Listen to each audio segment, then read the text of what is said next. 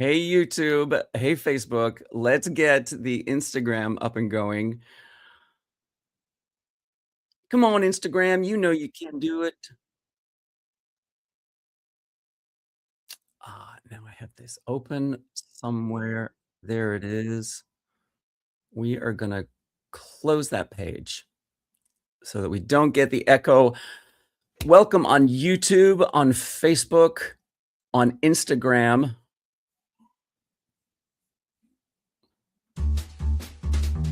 The Working Actor NYC. That's Benjamin Howes, soon to be joined by Patrick Richwood, who is on his way. He's having some technical difficulties right now. Hey, Lamar, thanks for being here. I appreciate your support.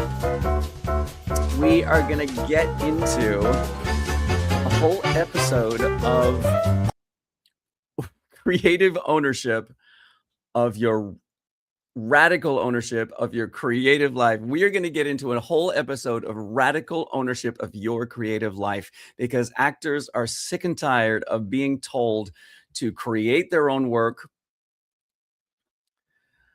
And I suspect that they're probably already doing it. Oh, yes, Dolls of Horror, the tech.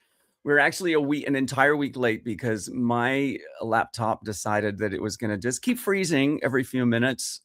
We still haven't completely gotten to the bottom of that mystery, but we are on our way. We've got a brand new, spanking new computer, so there's all sorts of things that need to be... Now, ladies and gentlemen, please welcome to the stage the late Patrick Richwood. The late, great Patrick Richwood. Oh, look, the Gerber baby. Please welcome the Gerber baby. I apologize for being... Not intentionally late, of course. You wouldn't believe the technical morning. Everything but smoke coming out of the computer. No kidding. You're here now, and that is all any of us cares about. Thank you, darling. Now, That's look, all I care about. Today is going to be a really interesting episode. It came out of this whole idea that's been generating on multiple platforms that actors are sick and tired of being told to create their own work. So we decided to talk about what that actually looks like in an actor's life. And I have a sneaking suspicion you're probably already doing some of it already, and you're just not giving yourself credit. And just getting annoyed that somebody thinks you're not doing enough. And I suspect that a lot of us are already well on our way to figuring out what that looks like in our own lives. So today we're going to be talking about taking radical ownership of your creative life. Radical ownership of your creative life. But first, Patrick and I have been doing we've been watching a lot of television lately. We've been doing research in the field. So 60 seconds on the clock. Patrick Richwood, what's your takeaway for the field report? What are your takeaways from, we went to the premieres of season 4 of Ted Lasso and season 1 of Widow's Bay, which involves Q&As with the cast members. 60 seconds on the clock. What's your takeaway from those? My takeaways are, I have 2 takeaways from in front of the experience and from after the experience. The in front of the experience is you really realize what how actors sort of stigmatize others in a positive or negative way as better or worse than themselves. And you'll be standing in line and talking to people, and you can get all kinds of hits on how where people put themselves in the pecking order, and they elevate these people that we're about to see and sort of want to emulate them or want to impress them or want to be like them or want to show that they belong there, or all these things that are sort of transparent when you talk to... I've had this experience anyway. And that's one thing that... Well, that was your 60 seconds. We're going to go for another 60 seconds. Go! It goes hand in hand with this other thing, which is that invariably when I go to these things, and the last 2 with you have been the same, I'm left with, well, that's me. That's me up there. Those folks are people that I work with every day in terms of their stature, their, I mean, not every day, you know what I'm saying? Like, There's no difference except they're working and they're experiencing the joy of that. They might be famous. That's fun too. They might be extra super busy and crazed. It's all of that. But they're actors. They're fucking actors, same as us. And they say the same things we do, and they have the same worries we do, and they have the same concerns we do. They're just talking about it, in the context of, yeah, I'm doing this series. Isn't it great? That is perfect. I love that observation because it really perfectly encapsulates something that we used to say at the Spark File, which is no one is above me, no one is below me, haters to the left. So it's that thing of we are all working actors. Some of us just seem to be working more visibly than others. That's right. But they all have the exact same thoughts and feelings. My takeaway, this might be a hot take, and I would love to get some reaction from this from our commenters who are watching. What I was fascinated by at the Widow's Bay Q&A, Matthew Rhys is an excellent actor, and he plays the lead, Mayor Tom Loftus in Widow's Bay, and I thought he gave it an excellent performance. Yeah. The impression that I got from the half an hour that we spent with the real Matthew Rhys is that he has a very self-assured opinion of himself. He behaves like an A-list celebrity star, whether he is one or not to you. And I was absolutely fascinated by that because I've noticed that there are a number of celebrities who treat themselves like celebrities. And I think Matthew Rhys is one of them. I believe he has the acting chops to back it up, but I think it was just a really excellent example of a personality type that is sort of, if he didn't have the acting chops to back it up, then it would be insufferable. Because if he was just online at the EPA behaving like that, it would be like, oh God, this dude is such a jerk. But the fact that but it wasn't. I mean, but it was all charming. He was. I'm not saying it wasn't charming. Yeah. I'm not saying it wasn't charming. I was just saying that there was a self-assuredness, a self-confidence, a self-belief that came out of every pore. Yes, it could be come across as entitlement. And I'm not mad about it. I'm just observing it in other people. That's an interesting observation. I didn't catch that. Don't possess it in myself. Yeah, that's so interesting. It stumped you, hasn't it? You didn't know I was going to say that at all. No, I love it. I'm trying to think of whether or not I ever come across that way. And the reason I'm thinking that is because I do have confidence in myself as an actor. I feel like that's where I am most comfortable, most productive, most able to, that's where I'm the most fearless. And so in the world, so if you will, like if there's any place where I'm fearless, it would be in as identifying as an actor or as an artist. And so I wonder if I ever come across that way, because confidence can come across lots of different ways. Sure. If it's real. The ones that really are irritating are the fake confidence, when people are like, bolstering themselves up and doing it in a way where they think they're coming across as like, that's what irritates me, is the inauthentic version. I think why this Matthew Rhys kind of confidence appealed to you is because it may be also something that you wish to have more of in your life, right? But it also, in your own experience, but it also is appealing because it was authentic. Right. It was authentic. It wasn't like this guy doing a show for the panel and being this way.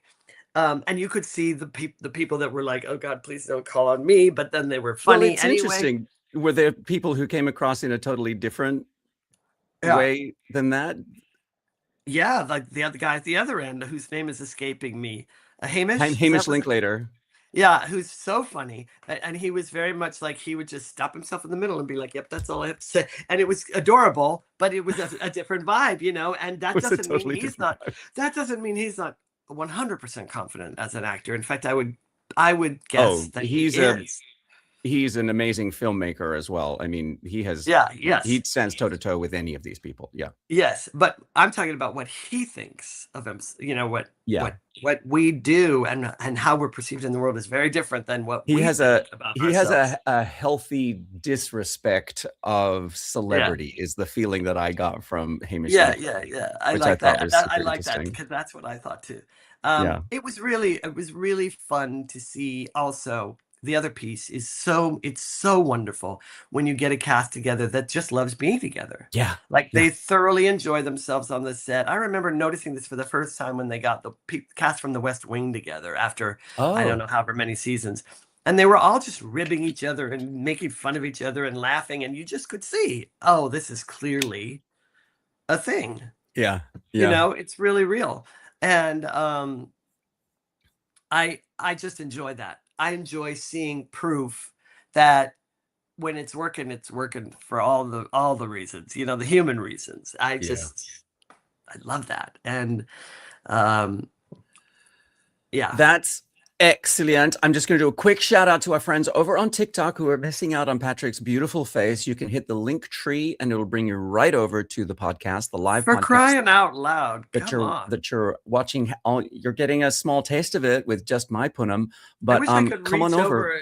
You know, I know we just want to go like that, and then they tickle your ear or something. Yeah.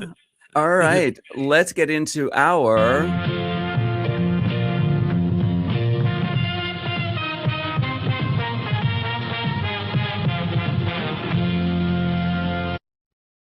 I will just never not enjoy that music. It makes me feel like I'm 7 years old again. I love it so much. In front of that little television that you used to have to go up and turn the channel. Like if you wanted to change the channel, you had to actually go and turn a knob in order to do it. Of course. Look, one of the central ideas of this podcast, The Radical Ownership of Your Creative Life, is that actors spend enormous amounts of time waiting for someone else to give them an opportunity to practice their art professionally. But that's true. We do, don't we? The casting process does not decide when you get to feel like an artist, when you get to work. It doesn't decide when you get to be creative. It decides when you get paid to do it. The casting process is in charge of that. It provides an opportunity. That's what the casting process does. It provides an opportunity. That's an opportunity. Every time there's a casting involved and you get to go, you have an opportunity, right? Yeah. Yeah. But that's it. Yeah. If you really break it down, like that's all it is. It's an opportunity. Is it even a wonderful opportunity? That depends, but it's an opportunity. Yeah. And the things that the trend that we're sort of here to dig into is that oftentimes actors are asked at these casting director workshops that I go to and I'm sure the same applies at agent workshops as well, is that actors are saying, you know, what could I be doing to bolster my career? And the reply, the sort of very sort of what do you call that when something's like just in a nutshell, like it's a very small version of the idea is the reply is create your own work. And I just think that within that very glib sort of small reply, like it's a little answer to a big question, I think there's a lot more to be unpacked in there. And I do too. Because I don't think that creating your own work means you have to write a screenplay or produce a play or figure out how to monetize every creative impulse you've ever had. It can simply mean refusing to let the industry of acting and casting be the gatekeeper of your relationship with your own imagination, with your own creativity. Yeah. Can I just interject something here? I think is actors, we all think of ourselves as, you know, we have all the questions, right? We have all these questions to ask casting directors. Casting directors are not oracles. They have a million questions too. They're humans, same as us. Yeah. They are not at the, I remember when we started talking about this podcast and you had said, you know, you were formulating your thoughts and you'd said casting may be maybe the ones that can get you the work, but they're not the ones that can give you permission to be creative or something. And I said, yeah, they're not even the ones that can get you the work. They can get you the opportunity to be seen, but they're almost never is a casting director the final say in who gets cast. I mean, almost never. It depends on how big they are and how wonderful they are and the size of the role, but and how creatively respected they are. But really, they're passing along. They really are gatekeepers, and I mean that now. I'm saying that in an honorable way. Like that's their position. They are bridging. They are bringing this talent to this talent, and if they're lucky, ask any casting director. If they're lucky, they get a richer say in how much of that they have more power at it, yeah. or are allowed to do it, more powerfully. Anyway, that said, I feel like we are always thinking that if a casting director says it, I guess it's true. Well, first of all, create your own work is a trending response right now. That's right. It is Exactly. not, it's a product of our time. And casting directors, understandably, are looking at the parameters of their world and going, well, it seems like that's what's needed. So that's it is a pat answer. But Yeah. inside there is a kernel of wisdom that I don't even think is intended.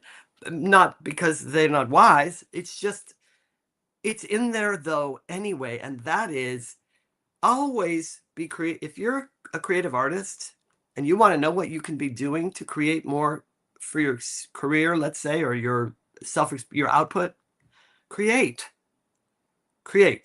Go to class, go to the thing, do your other art forms, be creative in everything you do, practice it more. I mean, I definitely think that opens up energetic doors because I've seen it over and over again. I've been experiencing this in my very own life because the month of July was Benjamin Fix Your Damn House month. And so over the past month, I have been doing a lot of creative things that have zero to do with my acting career. I have built a fence. I have built a faux living wall with 500 LED lights in it for the front of my house. Fantastic too. I have been painting doors and trim and making my house pretty. I have been baking cakes and making salads for my friends. I've been writing Substack essays and making video. You know what I'm saying? Alongside my acting career and my coaching career, but all of these things are I'm exercising my imagination. I'm making choices. These are all cogs in the wheel of creativity, whether it's applied to your acting career or not. Right. I actually don't care that much what I'm making. I just like making things. Right, exactly. As you know, I've been a painter. I was a painter long before I was an actor, and painting is my first love. And Yeah, I've exactly. been painting and drawing and illustrating and muraling and all my life. And I find that when I'm not playing a role for a long enough period of time, I start doing art. So I'm painting, and it almost just creeps up on me. And these are things that I've been wanting to paint for a while, but now I find I'm doing them, working on them, right? So I have Because of a that. question about that. Do you regard that? Here's one of the sort of differentiations that I think might be helpful for our listeners and viewers.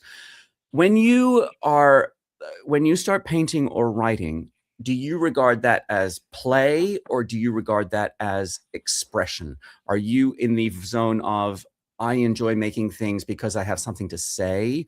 Or is this just something that amuses you, something that you're not doing it for any kind of audience or strategy or monetization? Both are true, because I'm Okay. definitely not doing it for any sort of audience or anything. And I'm automatically in the creative zone. And I think it's the exact same bandwidth as we were in when we're doing our best work as actors, writers, painters, poets, architects, doctors, mathematicians. That creative thing that clicks over and causes you to be at your best, Yeah. and not and above the text, passed the text, if you will, if Uh-huh. you were an actor. You got the text, you've got the work, right? You've done it. It's all in there. It's all learned. But the real joy is surfing above it, surfing it, rather than being a prisoner of it or being beholden to it. You get to fly with it. And that's the exact same bandwidth I'm in when I'm painting or when I'm writing. I lose track of the time. I lose, I look up and the lights it's all dark outside and I'm like, oh, I forgot to eat. I told you my dog Monty used to tap on my dad, It's time. I have needs too. either teach me to operate a can opener or fucking feed me. I have needs too. Yeah. And I'm like, shut up, I'm painting. And painting you, God damn it, I'm immortalizing you, shut up. But I think those two things are, I feel like they both are part and parcel. And as it happens, something wants to express itself through me, and that's the venue it's choosing, or that's the venue it picked. So then I have a follow-up question to that, which is, do you ever find yourself in a position where you're like, I have an opinion about this and I want to express it in some way? How does that sort of show up? Like, are you like, I know, for example, and I'm not trying to put words into your mouth, but I know that you're a big fan of a laundry marker and a blank t-shirt. And I just wonder. Yes, I am. Yes, I am. I'll be honest, that is for validation, because I know it's going to get a lot of laughs if I wear it, and I know people are going to say, where'd you get that t-shirt? And that's fun for me. So it's kind of like a little for myself, but I also enjoy it. But doing a painting or writing, and writing has a little bit of that. I know by the time it's starting to formulate and be good, I know this is going to be fun to share because people are going to like it. And you hope not everybody's going to like it, but you hope that people are going to recognize that's good writing, right? Yeah. So it's that. I don't have that with acting, and I don't have that with painting. For whatever reason, I am not sure. I do not know why that's missing. Maybe it's the ADD gene or something, but I don't have it with acting or writing. It's not. Of course, I'm a human. I want to be validated, right? Yeah. Yeah. But I'd rather be. I had a teacher who, one of her ironclad mottos was, it's don't do it for it's expression. It's not you're not looking for a validation here. That's not going to get you the best work. If you're doing it for as validation, an actor, or as anything, honestly, any art form, it's like, except your t-shirts to want validation. It's natural to want, that. We're human, and to deny that is silly. But and this teacher in teaching format had to sort of draw a strict line and say, leave it out, leave the validation out, because she knew probably that would be impossible for people, but they could develop tools that would override it so they could get to better work. That's why my friend who I lived with used to say, you're not getting the fucking part when I would go for an audition. And I'd say, thank you, because it would remind me that I'm not going there to audition for a job. I'm going there to be an actor on a Thursday and do my best acting work on a Thursday or whatever, Yeah. That old thing. So we've talked about creativity as play and creativity as expression. What about? Well, wait. You didn't answer the question yourself. What was the question? Your last question about, when I have something to say, where do I say it?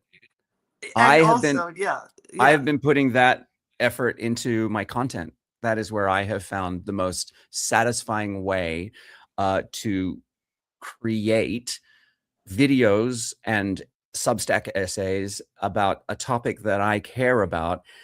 And the reason I say when I have something to express, that's where I put it. It's because that is where I get the response that tells me that the exercise of creating like that is not just for me.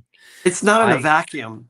It's not in a vacuum. I cannot tell you how just said how you don't do it for validation, but there's an unbelievable feeling that comes over me when somebody comments on one of my videos, "You have no idea how much I needed to hear this today." Oh, And yeah. the first time I got that comment on a video, I was just so touched, so moved, because our experiences and the way we choose to impart the lessons that we have learned over the 25 years of being working actors in New York City, or 40 years of 2,500 years in my case. but the like finding a way to express what I found myself saying the other day, if there's one thing I wish every actor in New York City can learn from my experience, it is, and there is something incredibly satisfying to that, Yeah, about that I think experience of creating I think, those videos for me. I see that with you all the time. I think you're dead accurate about yourself, because I see that all the time. And one thing that you have taught me, or actually you've just really sort of accidentally clarified it for me, because I don't think these words ever came out of your mouth, but I see it, I witness it with you, is setting aside whether we do it for validation or not, right? Because how human are we that day, right? How vulnerable are we that day? Yeah. Um, the really the life of an artist, and by that I mean the life of a person who speaks for humanity in some form or another, is really not about validation. It's about call and response, Uh-huh. and they're different. Well, I mean, acting doesn't exist without an audience. That's right. It's got to be call and response. And so in that sense, yes, we need that. It fuels us. But that's different than validation, because validation's fairly empty compared That to is when you're looking at 100% it, like, true. you know? Yeah, 100% true. Plus the other piece of it is, and I know from being, 4,000 years old and seeing fire and flood and famine all several times in my career, is that, and then a couple of asteroid attacks. I actually believe that there's a fine line between I just had a perfect way to say it, and now I can't articulate it. It's Well, you were talking about validation and call and response, and no, I know. I'm trying to. I had a perfect word, and now I can't. well, think it's of it. interesting that now you're saying it. It's like it's the difference between validation and value. It's like one of them gives something to the audience, and if the audience can, receive it and benefit from it, That's as very true. opposed But to how does it impact someone else? That's very how true. does it That's impact a big somebody marker. else? You're absolutely right. Because Yeah. we really do, and if you think about it, as artists, we kind of live over there with other people. At least Yeah. our expression does. I was gonna say something like, I can't think of what it was, but I'm gonna use an example. I mean, I know what it was, but I can't think of how I was gonna say it. But I'll use this as an example. When we do things, and the driving force in anything in life, but I'll use acting, is validation. Basically, we're saying, if you don't validate me, I don't exist. And so every audition you go to is a minefield waiting to explode, blow off one of your legs, because if you're going there, whether you're conscious of it or not, to get validation, i.e. a callback or the job or a compliment, you might be disappointed and still get the job. You might not get any of those things, or that's not why. It's so ironic, because that's not why you go. And if you can condition yourself not to go for that reason, to go for a bigger, better reason, which is owning the role, it's just walking in those shoes for 15 minutes or 10 minutes or 5 minutes or 3 minutes, a miracle happens. You don't need the validation. You did your job. You feel great. You feel really productive, because you did what it is you got into this to do. Right. Which is that very thing you did for 3 minutes or 5 minutes or 10 minutes, and you Act did it on at a your Tuesday. best. Yeah. And you did it at your best. And I think that whether you get a drop of that or a 2-year job of that, it's made out of the same stuff and has the same value. Yeah. Yeah. I really believe that. I think 1 minute of I it agree or with 2 that. years of it has the same value. So then what about between those moments of acting, whether it's for 5 minutes on a Tuesday or for 2 years in a long running show, staying creative between those moments doesn't always have to look like it is of career benefit. Your imagination, your curiosity, your problem solving, your taste, your decision making, your willingness to experiment, your willingness to fail can all be practiced by building a fence, by Right. baking a cake. You know, to use your words, that's the same stuff.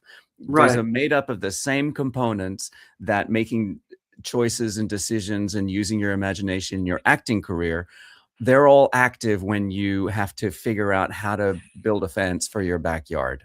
Right. When I say to coaching clients, are you like I'll often say, what do you want to do? What do you want to be? How do you? Oh, I want to do this by this time. I want to be this or that. Are you good at this? I don't know. And I'll say, my thought is immediately like, I mean, who should I ask? So, because you're the artist we're talking about. So if it's the same thing in a way, like if you're not playing a role, right, and you want to create some structure, and you're an artist, right? Okay, I'm going to build a fence. If that's tapping into your creativity, it's the same thing, because what's the common denominator? You're the artist building that fence. So Yes. you're going to do it in an artistic and creative way. You're the artist making that cake. So you're going to do it in an artistic and creative way. Even you're the artist, getting ready to go out. You're going to put on clothes. Put on clothes. We can't not use that gene. We've got it. We're unicorns. We just are unicorns. So if you're a unicorn building a fucking fence, you're still a unicorn. Do you know what I mean? I mean, I'd like to see a unicorn build a fence because no thumbs, but whatever. Anyway, they probably no thumbs, but magical poop. So magic powers. It could probably just magical make poop. a fence. Yeah. I think we're going to come back to this at the end, because I sort of feel as though that's sort of fertile ground for feeling like an artist when you don't feel like an artist. But the other thing is, I feel like that all of those exercises help you when you do get into a situation where you're being asked, what do I bring to this? What's my take? What would I do with this material? Because it may not have as much weight or importance or value in your sort of conscious mind, but me deciding what my fence looks like is still Benjamin's decision. And that exercise of, this is my expression of fence, Exactly. the same stuff as this is my expression of Hamlet. Hamlet or Walter, or whatever the character is. You see, that's exactly what I was trying to express, and you just did it really beautifully, because it's like that's it. It's your Laertes. It's your fence. It's your it's your Walter. It's your faux living wall, right? It's yours. It's yours. And I think that, circling back, that's the kernel of mythological wisdom that's embedded in that flip answer. Will create your own work. Create your own work. Based on a trending response that casting directors are just as caught up in as we are. Yeah. So it's not that they're oracles. There's wise ones and dumb ones. There's experienced ones and non-experienced ones. It's exactly the same as any other art form or business. But what they're saying has this kernel of truth. It might actually, I mean, it's more than that, right? Like now in the trend, that's going to be terrific if you want to do that. But if you aren't that wired that way, then just get on with it, because that's going to open energetic doors, I think. This is what, I can't honestly say that building a fence helps my acting career. What I can say what will benefit my career is developing my own voice rather than trying to figure out what they're looking for. This is an expression that helps me develop and define Benjamin's voice, Benjamin's artistic expression. And just the exercise of doing that builds the synapses in a way that allows me to facilitate it in acting career world. And that's so interesting because that goes synapses. That goes all, that's so funny. Every now and then that little Aussie boy just shows up. Oh, what is it? Oh, Synapses. what's the American pronunciation? Synapse. Synapses? No. Yeah. Really? Yeah. Well, now I'm going to say synapses. I think that's better. You know me. I'm like, say something else. Please say something else. Please. Come on. Please say something. Telly. All right. We're watching the telly. Anyway, let's get into... Wait. Go on. This is important. This circles exactly back to the thing you were observing about Michael Reese and this Matthew thing, Reese. right? I mean, excuse me, Matthew Reese. I know. And I think what it is the more you practice centering yourself in your self-expression, whether it's building a fence or baking a cake or playing Laertes, which you would be a terrific Laertes, by the way. Is that the role I'm thinking of? No, excuse me, Polonius. That's the one I'm thinking of. Polonius. Oh, I'd love to play Polonius. Yeah. So would I. Anyway, fight you for it. Flip you for it. Anyway, it goes back to this. Whatever one of those things you're doing, what you're developing is actually a muscle that's essential for projecting that authentic self-assuredness. That muscle that you're developing when you're just really tapping into the real you and doing it like it's just as much self-expression as because it is as playing Polonius, you're actually building the muscle that shows up when you're on a panel at the Robin Williams Center and people looking and going, God, he has such innate, inherent confidence. I love that. That's what it is. You've got that. You've been practice building that muscle, that inner muscle. Yeah. And that's what that is, I believe, that shows up. That's why it's authentic. It's not a put upon thing. It's not a specific strategic behavior or a learned thing, a kind of way of being necessarily, probably not in his case, because it did really seem authentic and genuine. And part of it, the charm of it was you could see everyone on the stage was used to it and was used to enjoying it and giving him, they were all equal up there. So it wasn't like, oh, here he goes again. You didn't get any vibe of that. No. And so anyway, I think that's how it occurs. I think that's how we get it, no matter what walk of life we're in, is by practicing the muscle of being the most me and the most self-expressed I can be as the artist called Patrick today.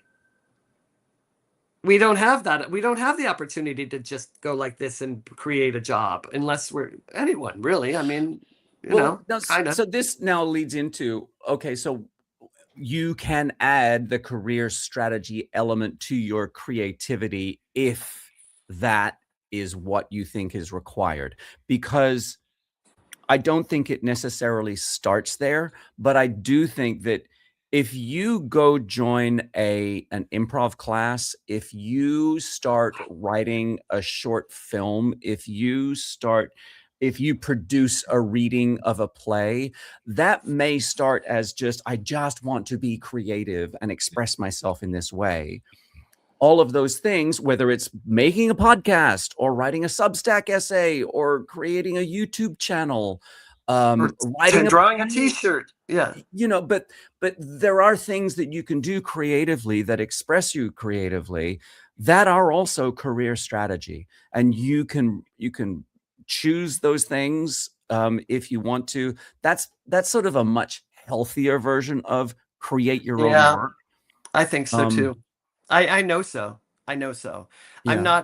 I'm not particularly versed at creating my own work, but I do believe that, like, in terms of like, I wrote a screenplay and now I'm going to produce it, or like that, or I hired a writer and I'm, and whatever.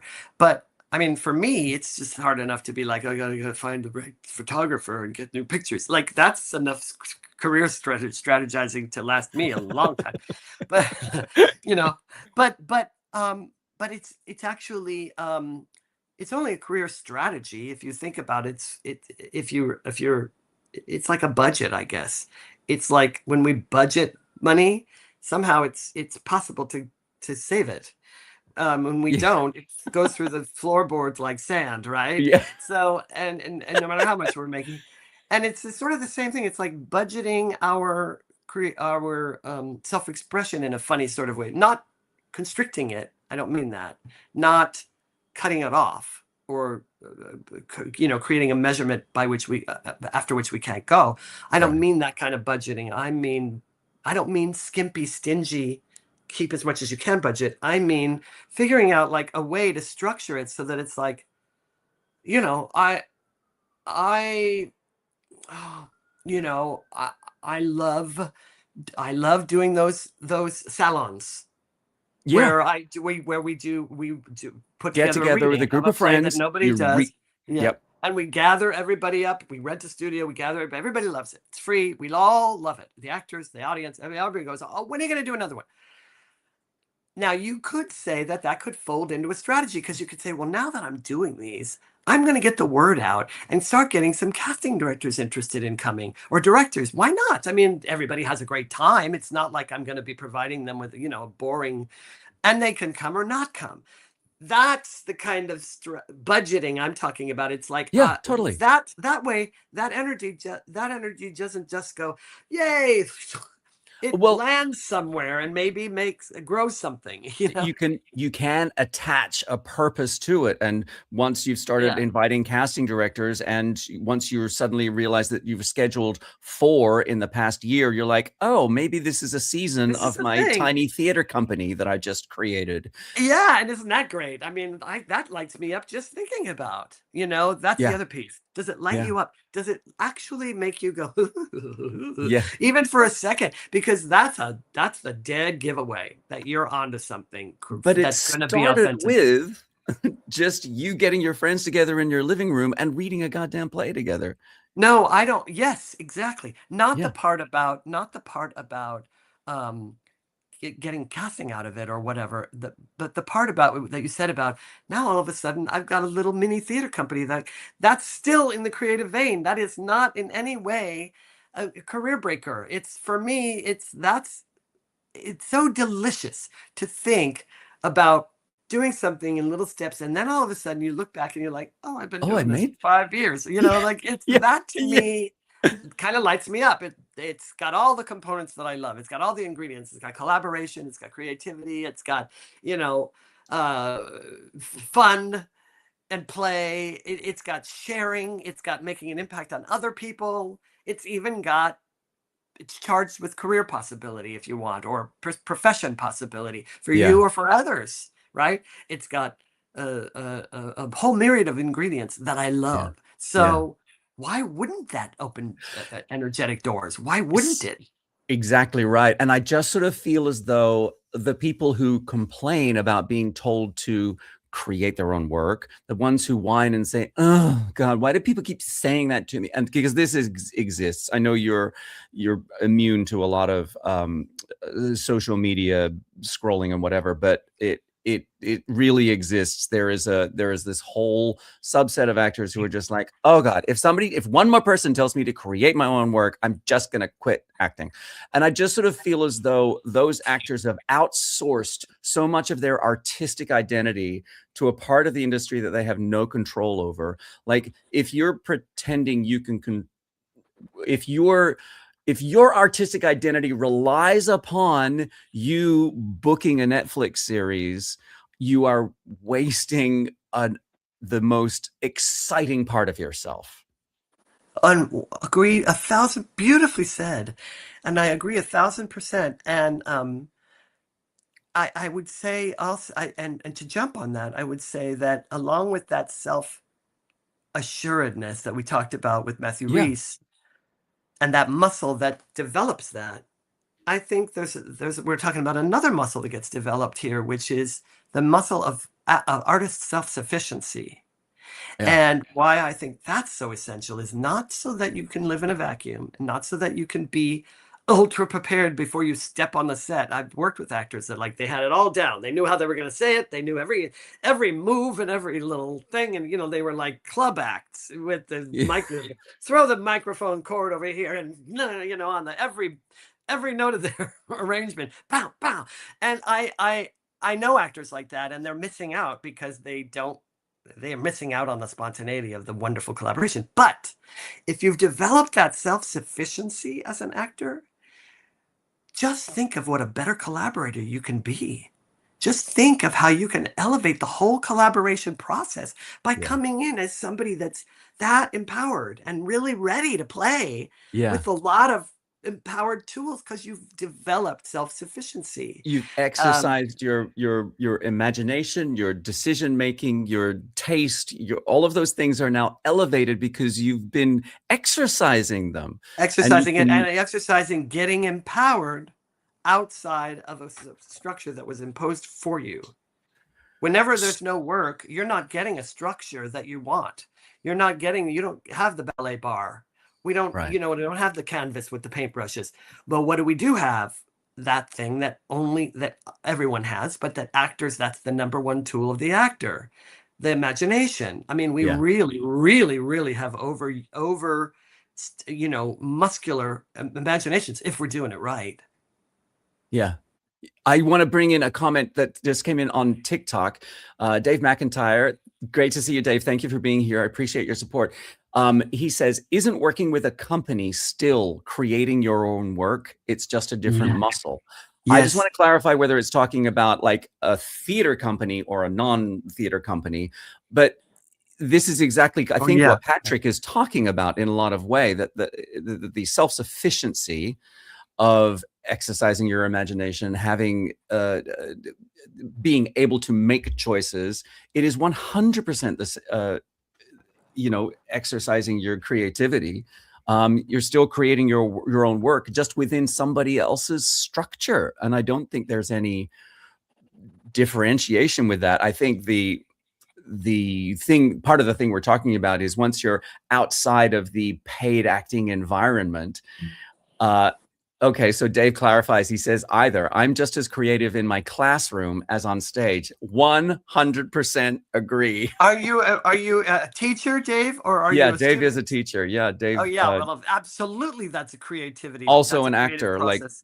and has been performing this year, and yeah. But see, there you go, Dave. That's the same. Is it Dave? Dave, yeah. I can't see you, Dave. Sorry. There you go. It's that pinpoints exactly what I'm saying. Whether you're teaching or you're acting, whether you're doing improv or collaborating or working with an acting company, it's you, the artist, Dave, doing it. Yeah. So you're going to be creative. You're going to be Dave the unicorn, no matter what. It doesn't have those parameters just sort of disappear because it's you. You're the common denominator.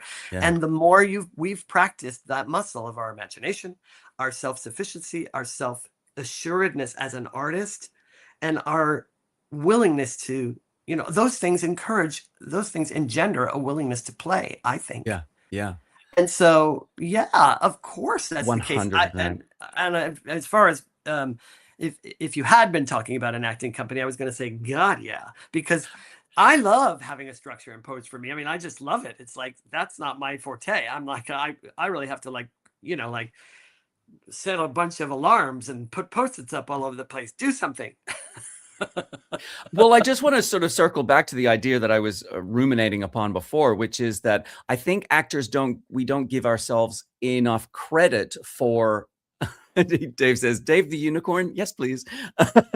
You already are. Yeah, you already are. But I think as actors, when we get told to create our own work, I think we're not giving ourselves enough credit for where we're already doing it in our daily lives. We just don't acknowledge that it is like, for some reason, we have these blinders on that is, well, if it's not for a Netflix series or if it's not for Shakespeare in the Park and the public theater, then it doesn't count. 100% counts.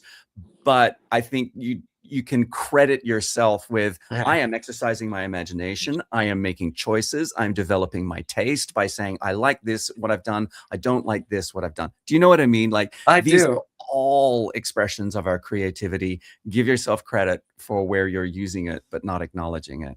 You know what I want to get into? There's this whole branch of improv that I didn't know anything about until my friend Danielle told me, which is narrative improv, where in her case with this company she's working with in LA, they do a different genre and they practice for weeks all the ins and outs of that genre so that they can improvise freely. And they do, like they did soap opera. The last one they did was noir. And they get all the suggestions and they structure, but then they do a story for the evening and it's film noir and it's all done in that style. So everything that they're improvising is steeped in that style. Now they're working on, telenovela or soap opera. I forget which of them.